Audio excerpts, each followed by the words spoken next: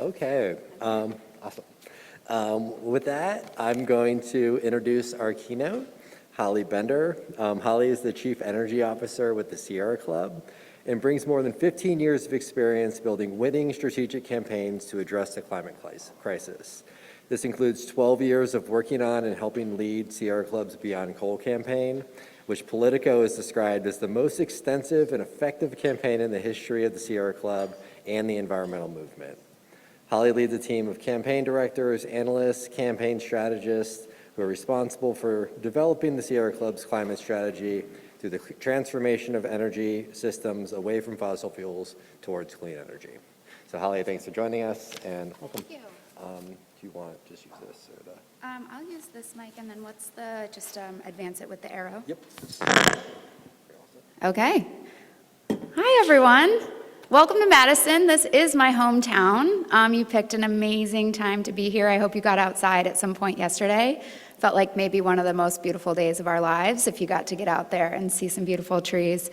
I'm Holly Bender. I am the Chief Energy Officer at the Sierra Club. It's a new role that I just took on about 5 months ago, and I'm really eager to talk to you about how the work that you do has, maybe you may know this, but probably not, really informed some of the most critical wins that we've had in the climate movement and thinking about clean air for communities. So I want to start by telling you a little bit about how I got to this work, because my story is also a story about information, data, and then I want to tell you a little bit about the Sierra Club, the Beyond Coal campaign, and then I have a couple of case studies that I want to share with you that I think will bring to life how we as advocates use a lot of the information that you all are likely familiar with, and then I'll leave by hopefully giving you a gentle nudge and agitation towards thinking about your role as climate advocates.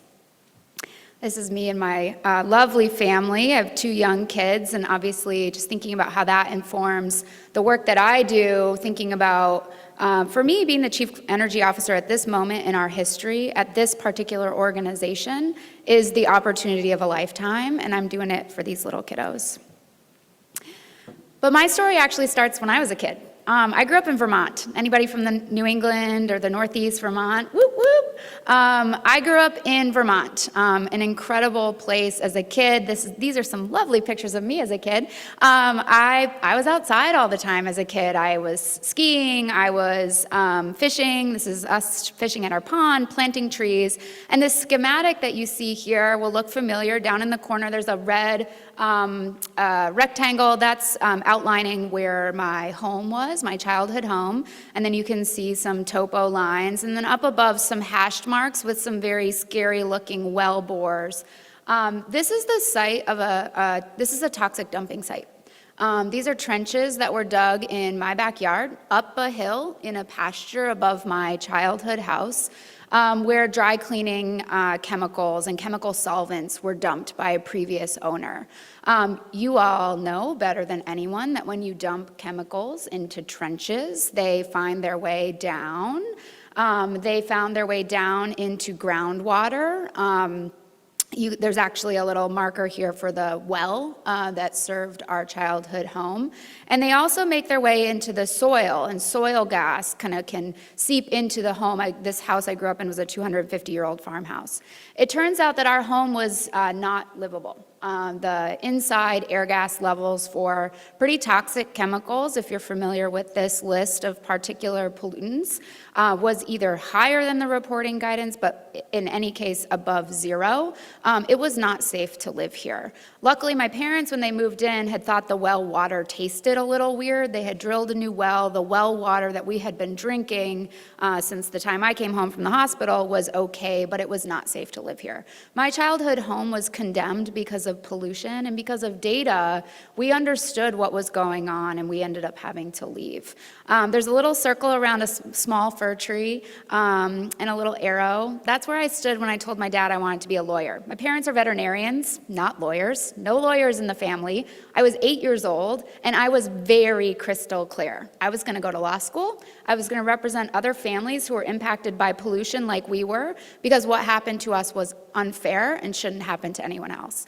I did that. I went to law school, became a lawyer, and I now work for the Sierra Club. It's an incredible privilege to be here and the chance to tell my story.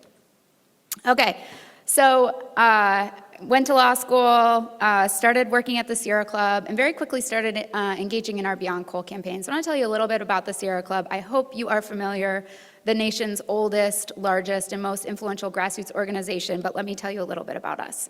Our mission at the Sierra Club is to explore, enjoy, and protect the wild places of the earth, to practice and promote the responsible use of the earth's ecosystems and resources, to educate and enlist humanity to protect and restore the quality of the natural and human environment, and to use all lawful means necessary to do that. Hopefully that sounds familiar to you all in some of the various ways in which you engage in practicing and promoting responsible use of resources, right? We are a membership-based organization. We have 4 million members and supporters, 64 chapters, and a deep, deep expertise in some of the most impactful sort of sectors of our economy as they relate to our environment. In the Beyond Coal campaign, which is a national campaign, started in the mid-2000s in response to the Dick Cheney's Energy Task Force, which was proposing to build out 200 new coal-fired power plants. For anyone working on climate at that point, 200 new coal-fired power plants was game over for the planet. The campaign started here in the Midwest, actually. My husband, Dave Bender, worked on one of our first cases here at the Sierra Club in Wisconsin. There used to be a coal-fired power plant here on the UW-Madison campus, right here in the heart of Madison. It's unfortunately now a gas power plant, but we'll get there. And so we have evolved into a campaign that's actually trying to transform the entire power grid. The power grid was, when we started, the largest source of climate pollution. It's now the third largest source of climate pollution because of what we've accomplished. 85% of climate emissions reductions in the U.S. are because of our work, absolutely directly tied to the reduction in coal use.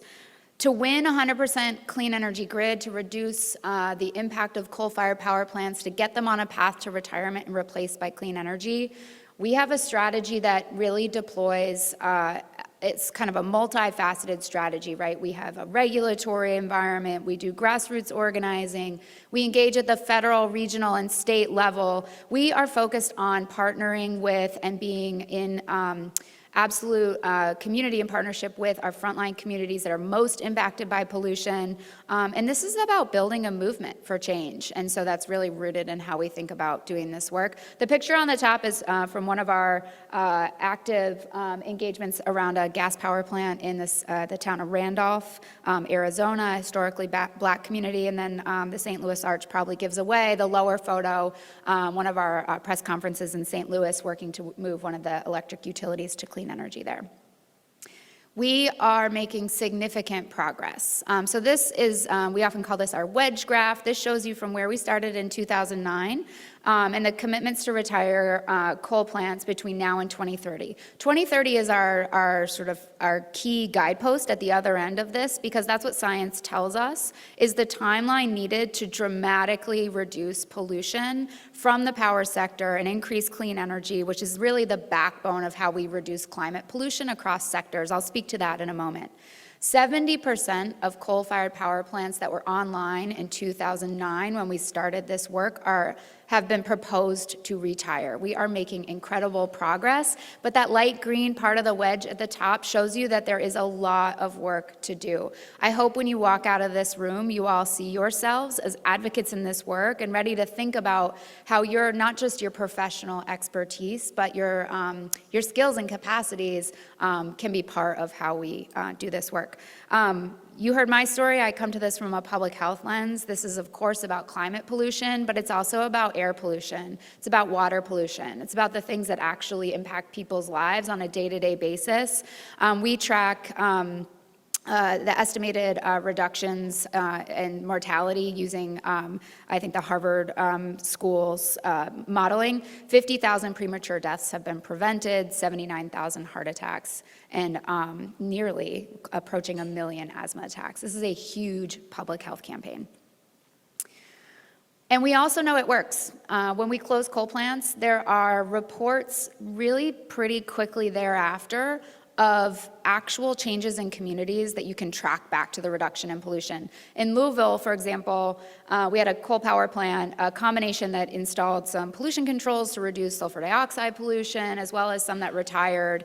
And within a couple of years, the local hospitals reported reductions in hospitalizations for things like asthma. This is having a direct impact on people's lives. The other thing that we use is air quality data to show us and to start thinking about how do we prioritize. We're the Sierra Club. We're a big organization. We have a lot of resources, but we're up against the most powerful industries in the world, the oil and gas industries, the electric utility industries. How do we get really smart about prioritizing our work? How do we think, and how do we want to hold ourselves accountable? One of the things we really think about is who's most impacted. Where are the, not every coal plant has the same impacts, whether it's because of air deposition modeling, which we know from some plants goes really far and wide, and for some plants actually stays really close by, often due to natural features or the stack height of a particular facility. We've used modeling to actually tell us which plants are the most impactful. You'll see those here in these circles. These are some of the most polluting coal plants in the US, but not just the most polluting by total mass of pollution emitted every year, but the most deadly because of where their pollution goes. For example, one of those big circles in Missouri is Ameren's Labadie plant. Labadie is in a pretty rural part of Missouri. Any folks from Missouri in the room? It's just about an hour outside of St. Louis, but it's one of the most deadly plants because most of its pollution is impacting Cook County in Illinois, a highly densely populated, this is where Chicago is, and so when you have pollution going to these highly densely populated places, they can have an outsized impact on public health, and so data helps to inform where the pollution is coming from and where it's having an impact, and those two places may be really far apart. That helps us really think about what's our strategy for campaigning, who needs to know what the impact is, how do we tell a story of who's impacted by a failure to make a retirement commitment, a failure to transition to clean electricity. Hopefully I'll finish with time for questions, and I'd love to hear more about how you all are thinking about this as well. There are about 150, 130 coal plants left in the United States, and my formatting here got a little messed up when I transferred from Google Docs to PowerPoint, but I think you get the picture here. There's a significant public health impact remaining with the coal plants that have not yet been announced to retire. So this is a pretty quick and simple chart, and what I was trying to highlight here is for those plants that are remaining, there's this perception that, well, those must be new power plants. Those are probably the ones that make a lot less pollution. Maybe they have modern bells and whistles and updated pollution controls. The answer to that is no. Actually, the remaining fleet of coal plants, about 75% of them still lack modern pollution controls that are readily available to reduce their pollution, whether it's particulate matter, sulfur dioxide, oxides of nitrogen, you name it. These plants still lack those basic modern pollution controls, and our work is really focused on creating the regulatory environment through Environmental Protection Agency rules, implementing those rules in the states through state DEQs, DNRs, to ensure that the polluters are paying for pollution, we're internalizing the cost at the source, and we're not externalizing the impacts to the public and having that impact on public health. Some of those rules may be ones that you all are familiar with. I saw on your agenda yesterday you were talking about mercury. I'm going to speak to that in just a moment. It's a lot of what we do is think about how do we take the detailed, highly complex, pretty wonky work of Clean Air Act regulation and translate that into real-world public health conversations. How do we talk to people about the impact of mercury deposition in their health? How do we talk about ozone? I used to live in California. When I moved to Wisconsin, I didn't think that wildfire smoke was going to disrupt my summer. But here in Wisconsin, there were several days this summer where my kids couldn't go outside and play, right? Folks are nodding along. It doesn't really matter where you live. If you live in New York, Washington, D.C., obviously if you live in the West, wildfire smoke is now part of our life. How do we think about all of the ways in which we are impacted by pollution? This is the list of rules, Environmental Protection Agency rules that we work on that link back to air quality modeling and monitoring networks that really tell us a story of what's happening. I'm going to talk a little bit about a few of these in the case studies. So before I go to case studies, I also want to root the conversation in climate. Thank you, Michael, for thinking about the theme of this time that you are all spending together. how is climate affecting our work? How is it changing what we're modeling, how we're modeling, how we're thinking about our role in creating information that people need? That was a really helpful comment earlier. Like, our job is to create information that people need. I'm here to tell you that advocates need your data. Advocates need your information. And to hear you all talking about it around sort of this changing climate it's so encouraging. So this, I'm not afraid to show data and charts to this crew. So I put up here, this is modeling from Energy Innovation. This is not Sierra Club data modeling, but it's an incredibly powerful way of thinking about what's at stake. So let me just describe it. So essentially, starting up at the top is, where we are in terms of climate emissions. And then down at 2050 is where we need to get to zero by 2050, net zero by 2050. Obviously, this is a very large wedge of emissions reductions, and the color codes are by sector. Electric sector at the top in gray, transportation in blue, buildings in red, industry in yellow, ag in green, and then obviously kind of the little bits of things that don't fit neatly into a category. Where you see hatched marks sort of shading in the colors, that's the portion of that subsector's emissions reductions that will come from electrification. So instead of using fossil fuels to power our cars, instead of using fossil fuels to heat our buildings, instead of using fossil fuels to make electricity, we need to both change from we need to get to 100% clean electricity, and then we need to plug in as many things as we can to that clean electric grid.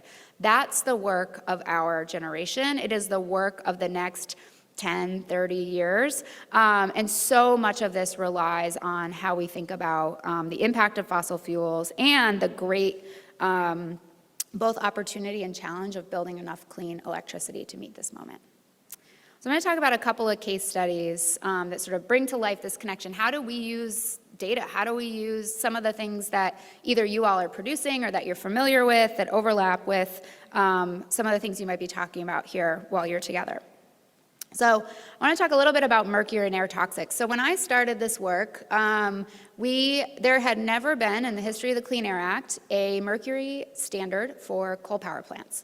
Coal power plants are the #1 source of mercury emissions. And yet we, since the Clean Air Act was written and then amended, still not yet had a standard. So President Obama's EPA in the 2010 era wrote the first ever mercury and air toxic standard, reducing mercury pollution from coal plants. As you can imagine, this is an industry that does not want sort of top-down regulations. And so our job was to actually take something out of the, Section 112 of the Clean Air Act, not something most people are familiar with, and make it real. So we ran a series of ads in the DC Metro and other places, really explaining what it was that we were asking EPA to do and building that public outcry, that public support for strong action.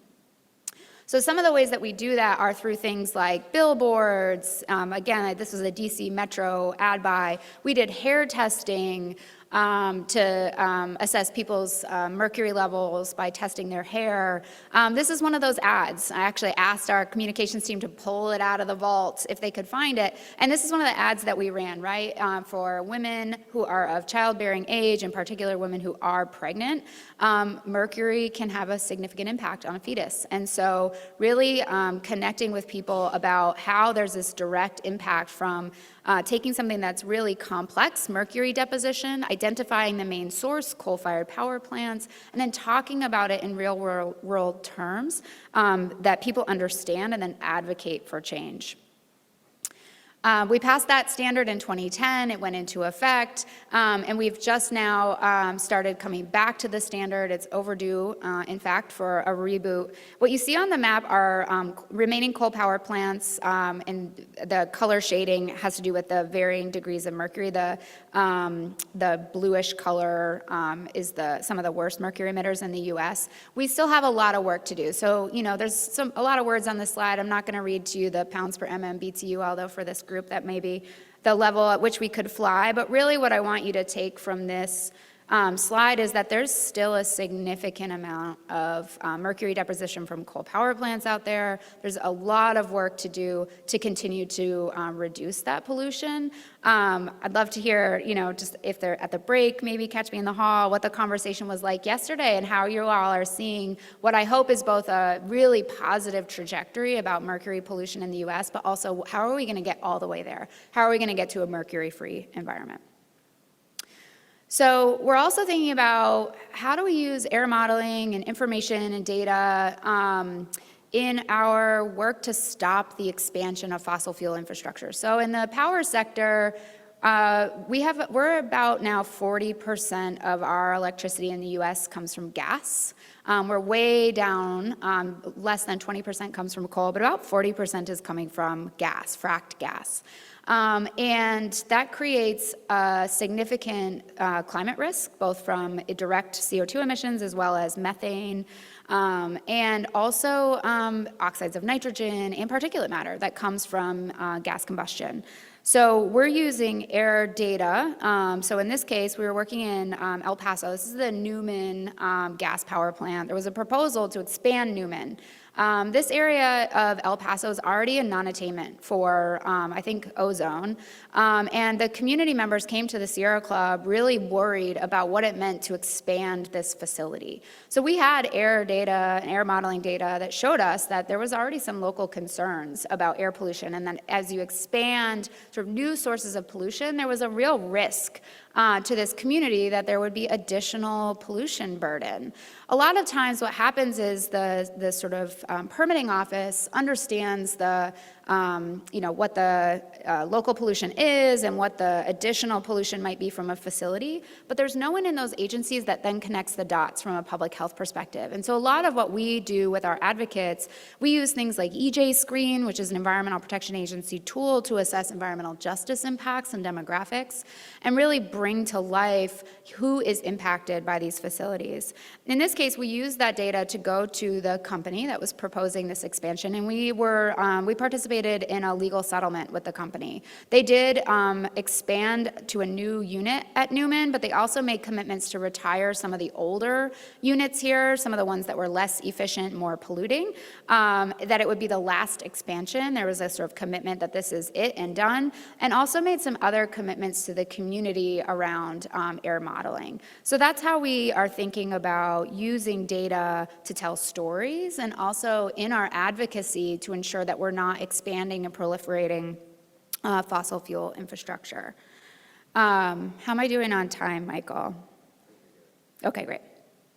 Anybody here work on regional haze, CalPUF modeling? Is this in anybody's portfolio? Okay, yeah, national park. Anybody who's in the national parks world has certainly come across this.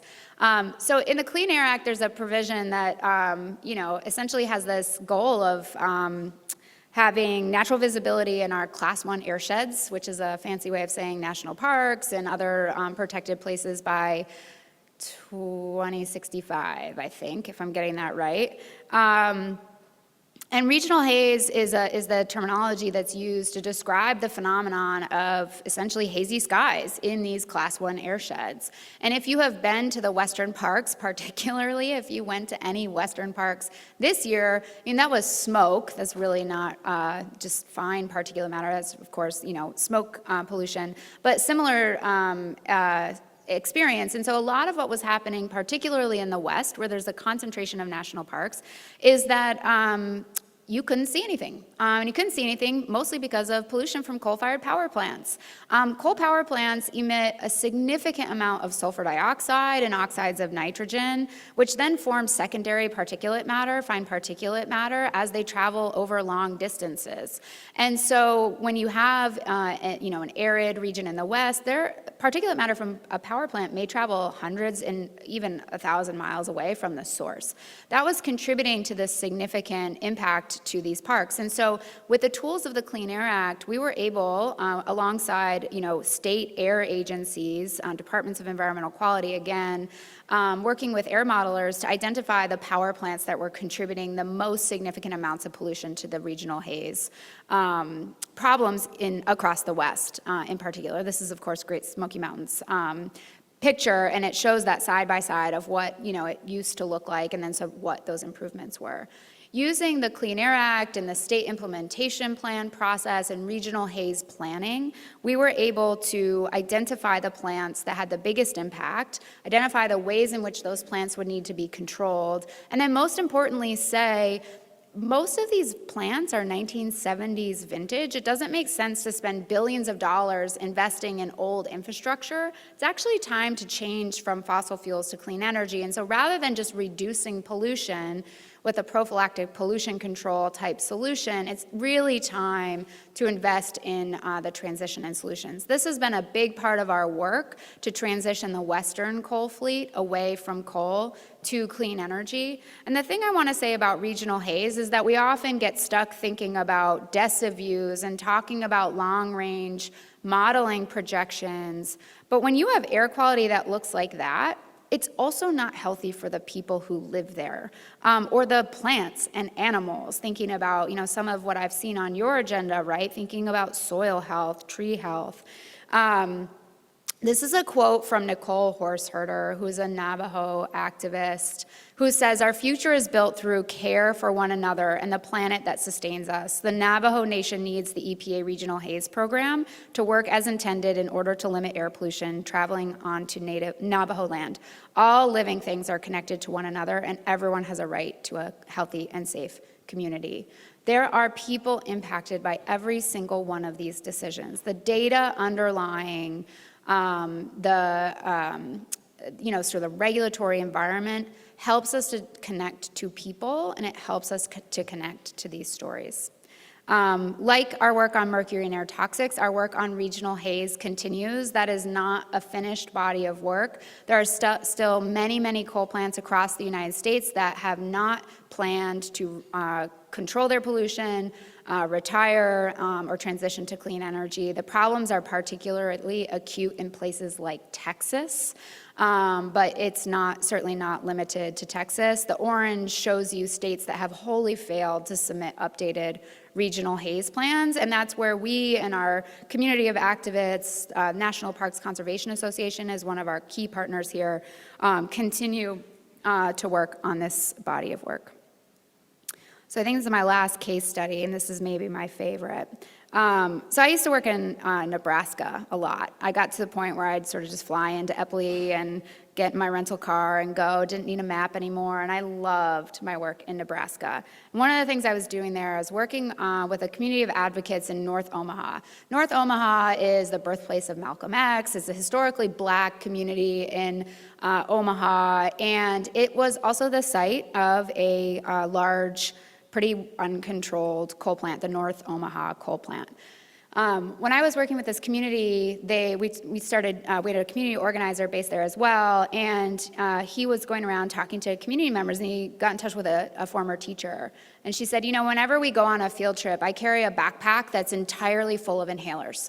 It's just a backpack of inhalers. There's nothing else in it, because so many of the kids in the school district have asthma that we can't leave school grounds without a backpack of inhalers.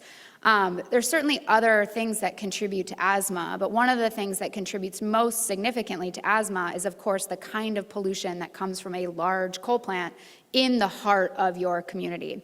So you can see here, so you all know, pollution's sometimes invisible. Sometimes it's really obvious, right? A kind of a dingy gray sky, but sometimes it's not. Sometimes I wish that sulfur dioxide looked like a bright purple sky. The fact that the Northeast corridor was covered in wildfire smoke was probably one of the most important pivot moments in our conversations about climate, because so many people felt it in such a personal and visceral way. But so much of what we do is trying to talk about pollution that's absolutely invisible. So we'd go into Omaha and say, the sulfur dioxide pollution from this power plant's really dangerous. I'm like, what do you mean? This is actually, the air quality here is great. There are no non-attainment areas. We don't really have a problem with air pollution here. And so one of the things that we have to do is take the data and then, make it understandable, digestible, consumable. And so we used AirMod, and we hired some air modelers to plot potential emissions using permitted SO2 limits from this particular coal plant onto a map. And then on top of the map, we put things like the Omaha High School or a local park where kids played or the zoo, right? And so people started to see themselves underneath these dark orange colors, underneath that black color, where at any moment this power plant might be emitting so much sulfur dioxide that their kids should not be outside, but there is no warning system. So in this work, we brought this also to the utility itself. We sat down with Omaha Public Power District and said, hey, listen, there's a lot of sulfur pollution from this plant. It's putting this community at risk. What's the path forward? Happy to report that facility is scheduled to close and it's being replaced by clean energy, and I still love working in Nebraska. Okay. So these are two maps. The darker colored one is actually not even a zoom in of all of the large industrial polluters. You can, hopefully folks recognize this as sort of the Louisiana, Port Arthur, Beaumont area of the Gulf Coast. And then on the right is at least what I think is the air monitoring network for that region. One of the sort of elements of the work ahead that I hope you all are holding close and I'd love to be in conversation with you about is, how do we anticipate what's coming? How do we think about, the state of play today, but also have visibility on what is happening? What is the future? And the reason I used the Louisiana Gulf Coast is there's 120 large petrochemical facilities proposed across the United States, some in places like Pennsylvania and Ohio, but the vast majority of them in Texas and Louisiana. There's 20 large liquefied natural gas terminals or terminal expansions proposed for this region. There's also large new gas power plants proposed for this region. There are large fertilizer facilities proposed for this region. I think you get my point. The list does go on. This is a region that is deeply affected by the fossil fuel industry, by fossil fuel infrastructure, and I'm not going to comment on whether the monitoring network is sufficient, but I think that is the question. Are these monitors in the right places? Are they monitoring the right pollutants in the right communities to give us the right amount of information? One of the things we do very poorly in air regulation is cumulative impacts and projecting cumulative impacts from future projects. What would it look like if every single one of the proposed projects in this region got built? We don't ask ourselves that question. We look at one project at a time. We sort of take that assessment. And so my invitation, actually my urging and begging of you all, is to be thinking about what's on deck, what's being proposed, what might change the background concentration of emissions here, what might, if we stacked them all together, contribute to a really significant concern in some of these communities. These are almost exclusively environmental justice communities. These are also communities that face incredible impacts from climate change. People in Southeast Louisiana right now do not have safe drinking water because of sea level, and the incursion of salt water into their drinking water supplies. This is not a future problem, it is a today problem. This picture was taken on the Gulf Coast, actually. This is at a retreat that we had just almost exactly a year ago. Alabama Gulf Shores, if nobody has been there, please go. It is an incredibly beautiful place, and it's a wonderful place to have a retreat. And this picture was taken not quite at dawn, but in the morning, and it was an invitation from one of our leaders at this retreat to say, what will it look like if we get this right? We're gonna make mistakes. We're trying to transform the largest machine on earth, the United States power grid, from one that's embedded in the fossil fuel business model to one that absolutely breaks it apart and builds clean energy that's rooted in community. What if we get it right? What is at stake? One of the things that is at stake, and goes back to my story and how I got to this work, is that people will have access to clean air, to clean water, that decisions will be made closer to the communities that the impacts are felt in, that the benefits of a clean energy economy are rooted in those communities. The clean air, cost savings, and wealth building benefits are designed there. I love this question because it invites us to dream big while also recognizing that There's no perfect path. There's not one way to be a climate advocate. There's not one way to be a public health advocate. If you're a lawyer, you're a scientist, you're a communicator, you're an artist, you're an educator, there is a role for you in this movement. There's a role for you in this moment. And I hope that you all are excited about the role that you might play. I'll end there and welcome questions if we have time, or I'll stick around and catch me in the hall if you want to chat.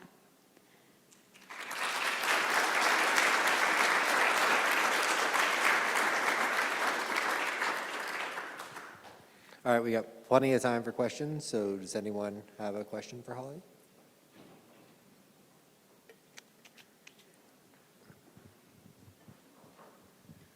Thank you, Holly, for that wonderful, wonderful and inspiring talk, and your laser focus from an early age. That's amazing.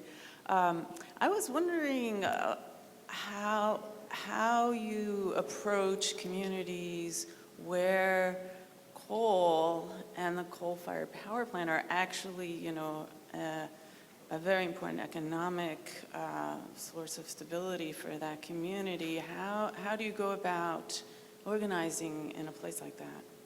Yeah, it's a great question. And I think it translates to all of the work that we do, right? Same for, we do a lot of work in Detroit, for example.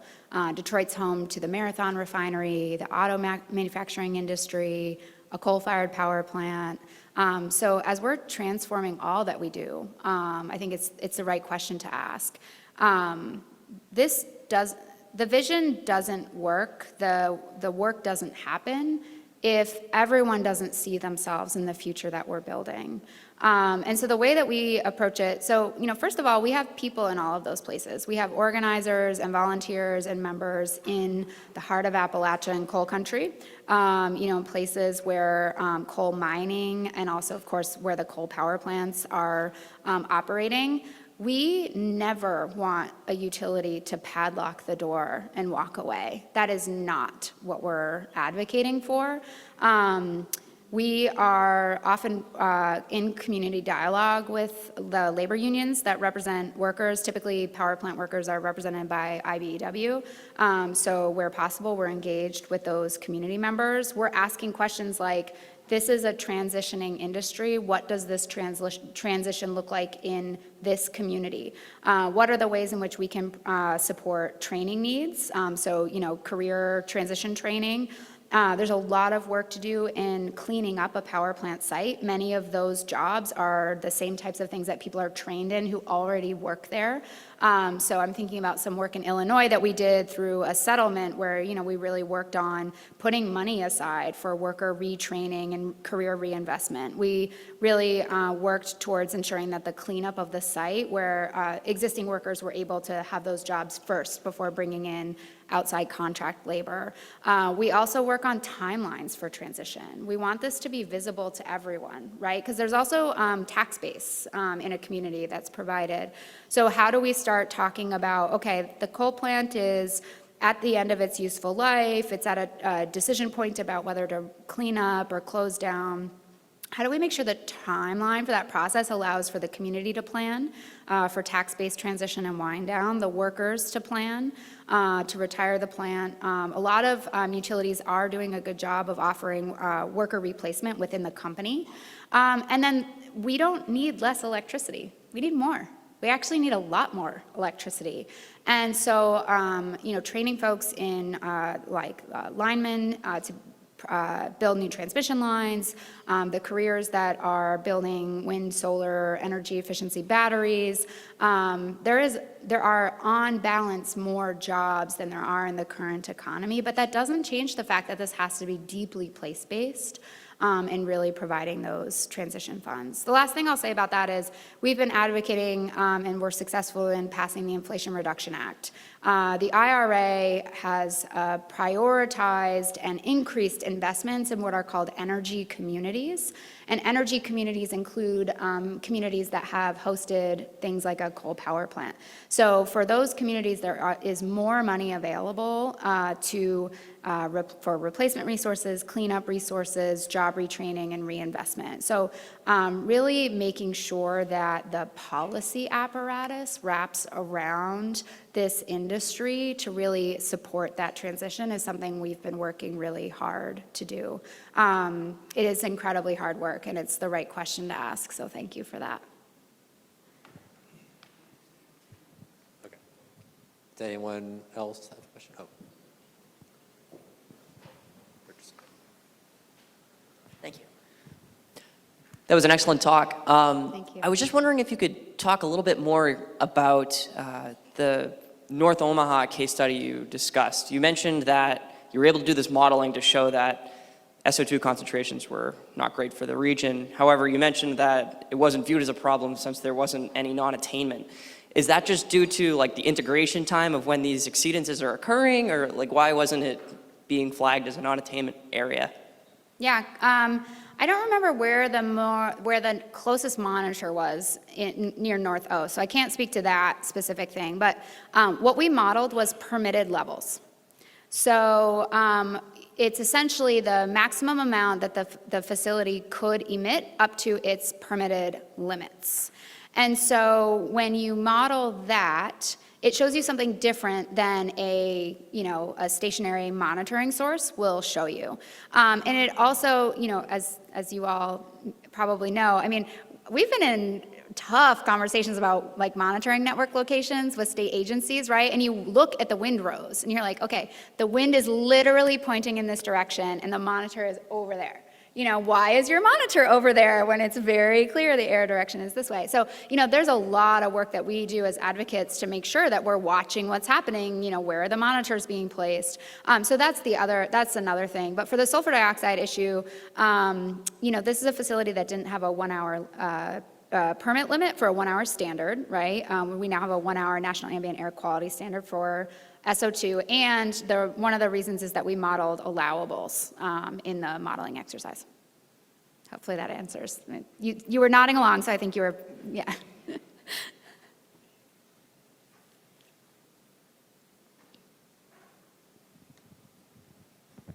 Great talk. Thank you so much. Maurice B.H. back from George Mason University.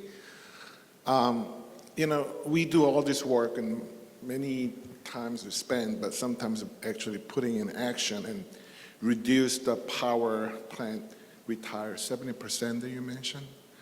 I was wondering, I know it's policy driven, but is there how the Sierra Club is involved in kind of walk us through is how the journey starting from research it to action. Yeah, so I think what you're asking is like, well, how do we do it? How do you take all of these, possible avenues from a strategic communications campaign to a regulation under a national statute, and then how does it result in a decision to retire? I will say every single case is a little bit unique. So I think of it as like, recipe building or soup making, right? Like you might have a pile of ingredients on your counter, but everyone requires a certain different thing. But I'll give you kind of a broad strokes view of that. So most coal power plants operate with what I call polluter loopholes, right? So there are these kind of invisible ways in which the industry benefits from low regulation, no regulation, lax enforcement of regulation. So an example of that is not having a mercury standard for the largest single source of mercury in the United States, right? So step one is let's get a mercury standard. We need a standard for reducing mercury from coal power plants. So that standard ended up saying something like, here's your mercury emissions limit. If you don't want to monitor mercury directly, you can use PM as a surrogate. Here's the SO2. You can monitor sulfuric acid mist, or you can do SO2 as a surrogate, right? We have a standard. So we get EPA to write a big public health standard. That's step one. Step two is, okay, well, how does that apply to the power plant in my community? Well, let's say the power plant doesn't have a scrubber, a flue gas desulfurization system, which reduces SO2 by 98%. It's not going to meet that mercury standard if it doesn't put on a scrubber. Scrubbers cost hundreds of millions of dollars, right? And the U.S. coal fleet is getting quite old. The average age is probably 50 plus years old now at this point. And these are long-lived assets, but not forever-lived assets. And so you get to a point where you have a 50-year-old coal plant. It now needs to install a $400 million piece of equipment just to meet the most basic public health standards. And so then step two, so if that's step one, right? Step two is, what's the most appropriate way to comply with that regulation? Well, what we have found in just about every single instance is that when you factor in cost, economics, the lifespan of a particular plant, the availability of clean energy, which, by the way, the cost curve on clean energy is going something like that, you can replace coal plants with clean energy, achieve the standard by reducing the pollution, and actually invest in the transition. Utilities investing in clean energy continue to earn a rate of return on those investments. I'm not going to get deep into energy law and regulation here, but it's a win-win-win, right? It removes the sort of loophole of lax regulation by, pollution without any cost, but then it also forces a conversation about what you do to replace it. The sort of step one might be a EPA rule, it might be a state regulation, and then step two happens in a lot of different places. If you don't know about public service commissions, get familiar with public service commissions. Trillions of dollars in investments are about to flow through those commissions, where commissioners decide, essentially, do we continue to invest in fossil infrastructure, or do we decide to invest in clean energy? So that's where we do a lot of our state-based advocacy. We're engaged in commissions to say the best way forward is to invest in clean energy. Clean energy is low cost, it's reliable, it's affordable, it's achievable, and it's the right path forward at the moment that we are in history. There's legal work, organizing work, strategic communications work, you name it. It's a multi-part campaign. I have a question, and I thought your presentation was great. It was wide-ranging. It covered a lot of what we measure here. And I think as David mentioned in his intro, we had almost 200 publications that are using our data. And I think that all of us want our data, the monitoring we do, the modeling we do, the responses that we identify to matter. And this is so I guess what's the best way for us to create, what type of data products, what places to get data to you all so that we can, with what we know, we can help influence some of these, your actions, as well as I think that just we need to pay attention to some of the stuff that you covered to make sure, to where we can reach out and expand our monitoring to fill those gaps. But I'm most interested in how can our data affect your mission?